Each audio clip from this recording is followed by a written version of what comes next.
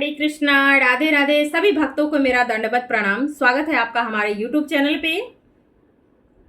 अभी हम श्रवण कर रहे हैं श्रीमद् भागवत पुराण प्रथम अध्याय, जिसमें कि आज हम श्रवण करेंगे 36वां श्लोक। चैनल पे अगर आप न्यू हैं तो प्लीज़ चैनल को सब्सक्राइब जरूर कर लीजिएगा, अपने सखी सहेलियों को भी वीडियो शेयर कर दीजिएगा।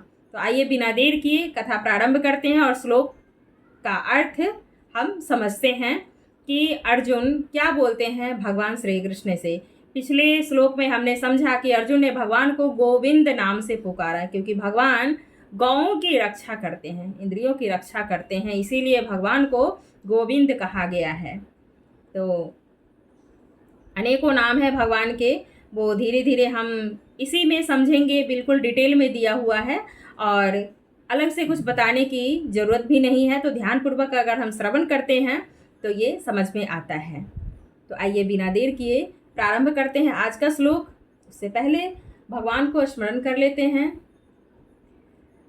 हे कृष्ण करुणा सिंधु दीन बंधु जगतपते, गोपेश गोपिका कांत राधा कांत नमस्तुते, तप्त कांचन गौरांगी राधे वृंदावनेश्वरी, वृषभानुसुते देवी प्रणमामि हरिप्रिये, वाञ्छाकल्पितरुभ्यश्च कृपा सिन्धुभ्येव च पतितोऽनं पावनेभ्यो वैष्णवेभ्यो नमो नमः।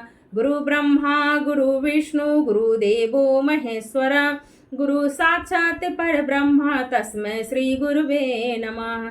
जय श्री कृष्ण चैतन्य प्रभु नित्यानंद, श्री अद्वैत गदाधर श्रीवासादि गौर भक्त वृंद। हरे कृष्णा कृष्णा कृष्णा हरे हरे, हरे राम राम राम हरे हरे, हरे कृष्णा कृष्णा कृष्णा हरे हरे, हरे राम राम राम हरे हरे। हरि बोल। पापम एव आश्रयेता अस्मान् हत्वा एतान् आतयायिनः, तस्मान् न आर्हा वयं हन्तुं धार्तराष्ट्रान् सबान्धवान्, स्वजनं हि कथं हत्वा सुखिनः स्याम माधव।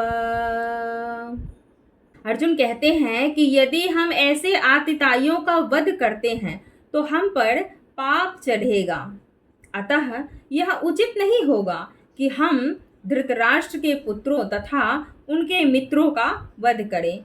हे लक्ष्मीपति कृष्ण, इसमें हमें क्या लाभ होगा और अपने ही कुटुंबियों को मारकर हम किस प्रकार सुखी हो पाएंगे। तात्पर्य है, वैदिक आदेशानुसार आतताई 6 प्रकार के होते हैं।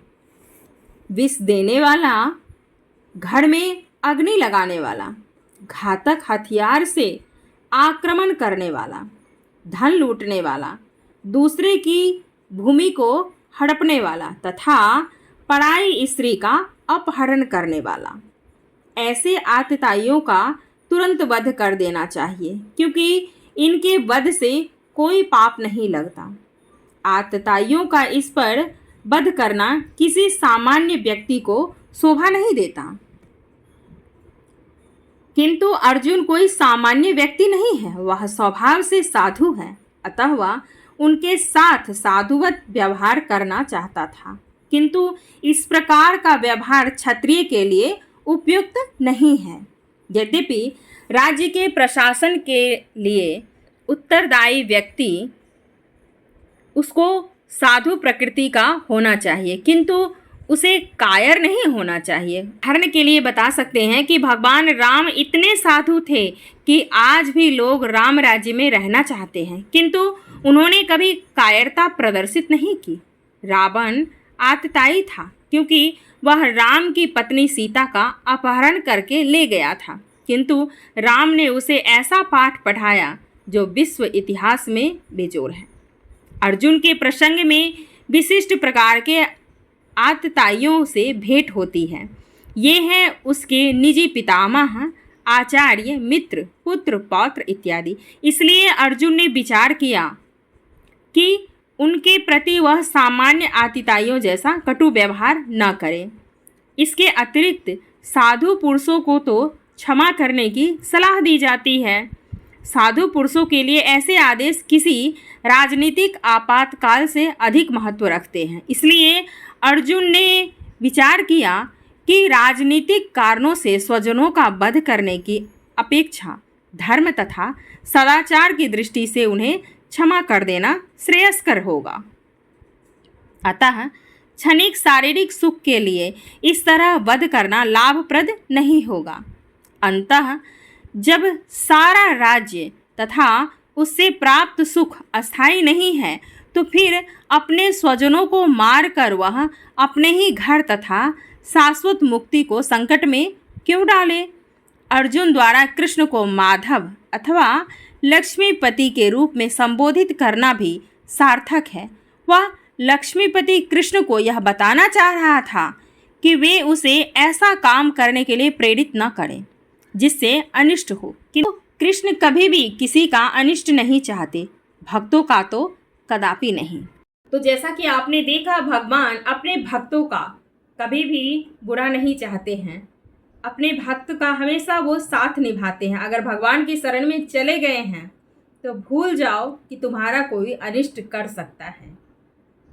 यहाँ पे अर्जुन नहीं चाह रहा था कि मैं अपने बंधु बांधवों को मारूं, लेकिन भगवान उसे निमित्त मात्र बना करके उससे वध करवाना चाहते थे। क्यों? क्योंकि जिसने अत्याचार किया है उसे दंड जरूर मिलना चाहिए। भगवत गीता से हमें सीखने को मिलता है कि अगर किसी ने अत्याचार किया है, दुराचारी स्त्री के साथ परगमन या स्त्रियों का अपहरण किया है, इसमें आपने पढ़ा कि सब दोषी होते हैं।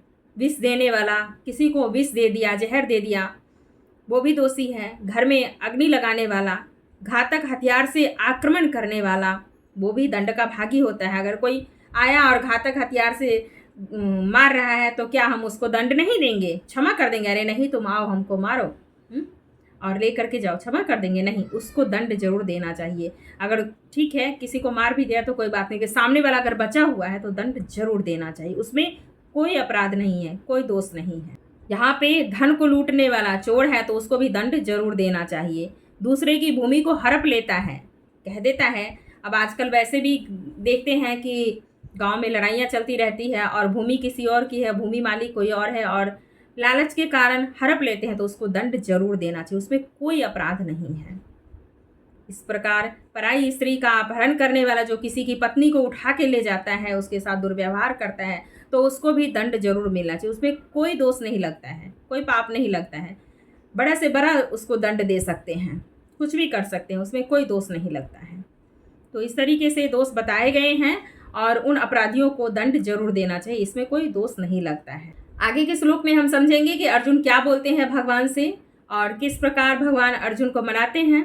तब तक के लिए जय श्री कृष्णा, राधे राधे, हरे कृष्णा कृष्णा कृष्णा हरे हरे, हरे रामा राम रामा हरे हरे, हरे कृष्णा कृष्णा कृष्णा हरे हरे, हरे रामा राम रामा हरे हरे, हरे कृष्णा कृष्णा कृष्णा हरे हरे, हरे रामा राम रामा हरे हरे।